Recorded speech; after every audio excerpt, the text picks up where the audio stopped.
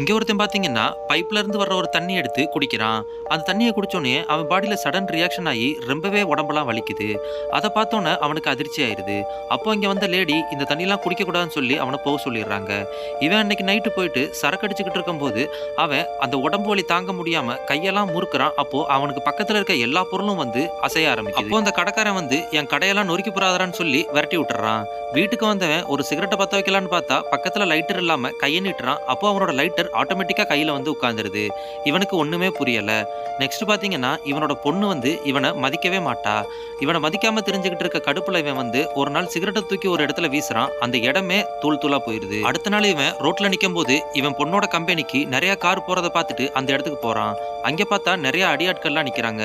அவங்க எல்லாரையும் இவனோட சத்தியை பயன்படுத்தி அடிச்சு பறக்க விட்டுறான். அப்புறம் தான் அவனோட பொண்ணு அவனை புரிஞ்சுக்கிட்டு பேச ஆரம்பிக்கிறா.